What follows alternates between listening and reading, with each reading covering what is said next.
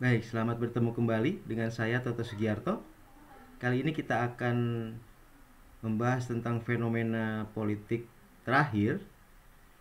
Banyak sekali orang terkejut ketika Surya Paloh kemudian menjadikan Muhaimin Iskandar, Ketua Umum PKB, Caimin, sebagai wakilnya Anies, ya, Anies Baswedan. Dan kelihatannya Anies Baswedan juga katakanlah ya pada akhirnya menerima saja gitu pasangan bagi dirinya gitu ya. Jadi akhirnya jadi Anies Baswedan Caimin begitu. Apa sebenarnya yang terjadi? Banyak orang bertanya-tanya, kemudian terkaget-kaget gitu ya.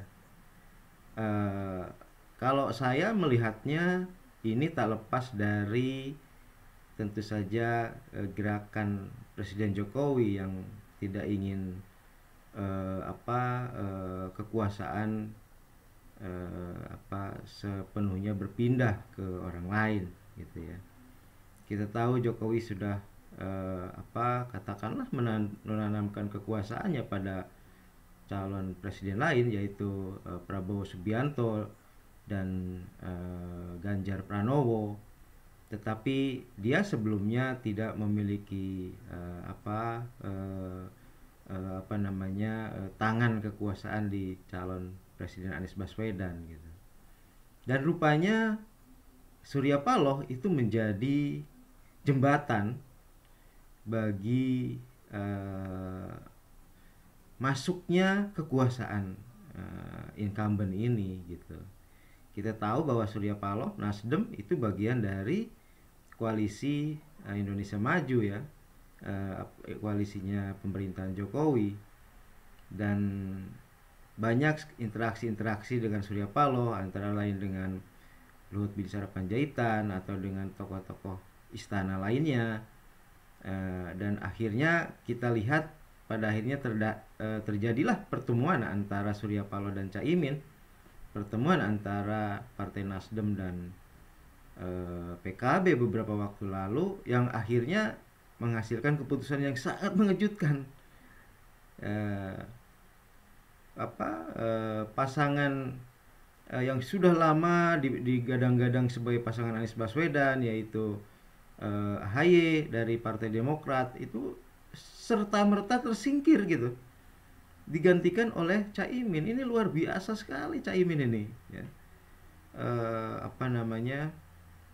Rupanya ada banyak sekali pengaruh ya, kekuatan politik Caimin atau PKB ini di istana. Dan kemudian ketika Prabowo kemudian membawa juga Golkar dan PAN ke dalam koalisinya, maka Caimin kemudian mencari cara rupanya untuk tetap menjadi calon wakil presiden gitu. Dan analisis saya ya, dengan kekuatan istana, maka keinginan Caimin untuk tetap menjadi cawapres itu pada akhirnya bisa terwujud gitu.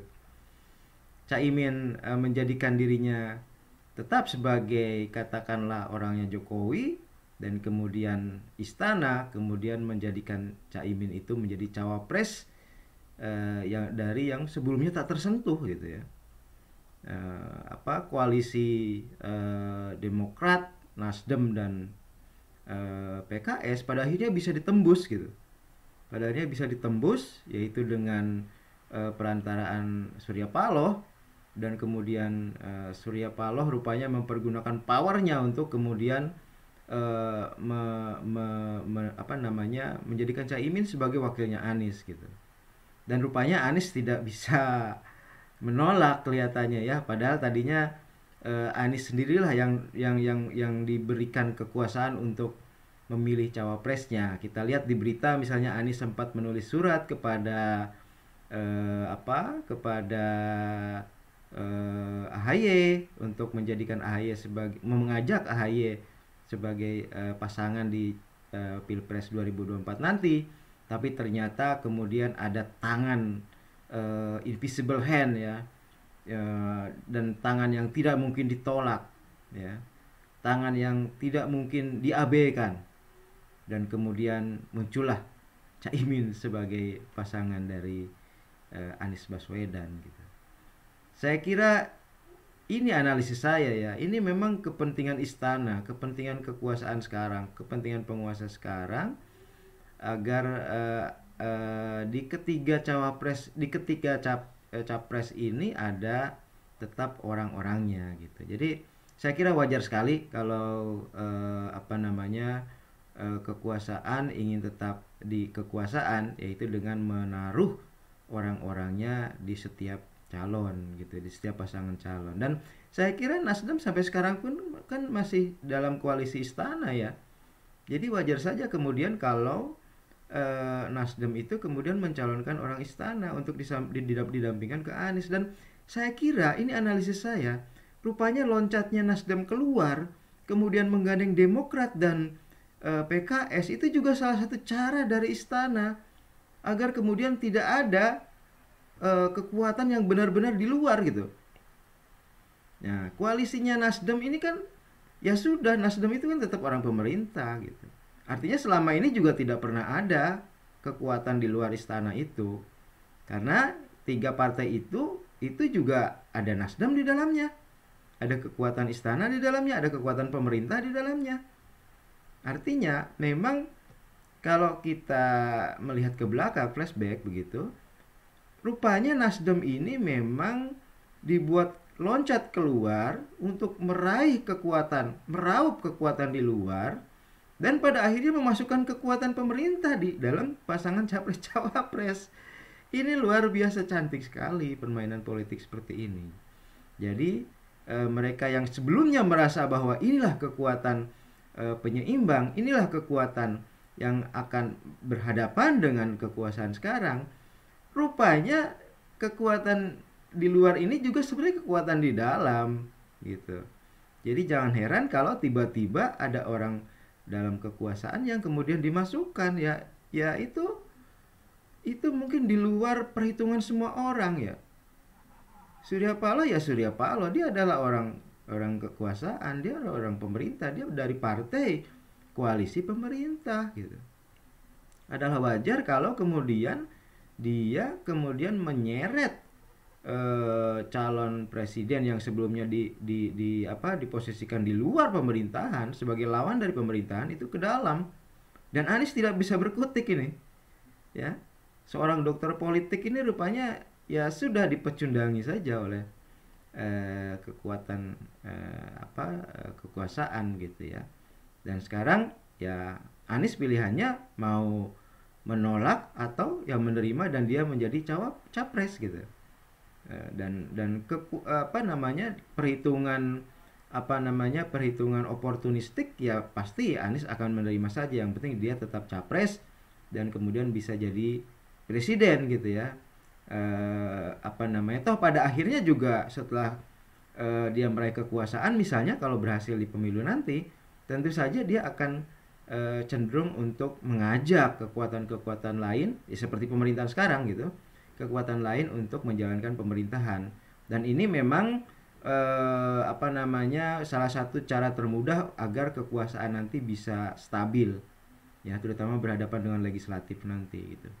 Jadi apa yang dihebohkan orang 2, 3, 4 hari terakhir ini ya ini pasti terjadi. Kenapa? Karena koalisi yang dipandang sebagai koalisi luar pemerintahan itu di dalamnya ada orang pemerintahan, ada Partai Nasdem, dan dia memiliki kekuasaan di dalam koalisi itu. Jadi wajar kalau kemudian secara tiba-tiba, secara sekonyong-konyong cawapresnya ini menjadi pasangan yang juga bagian dari kekuasaan gitu.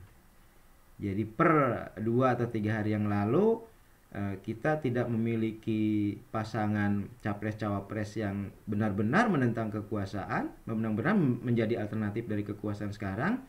Tetapi per 2-3 hari yang lalu semua capres-cawapres adalah juga orangnya penguasa sekarang.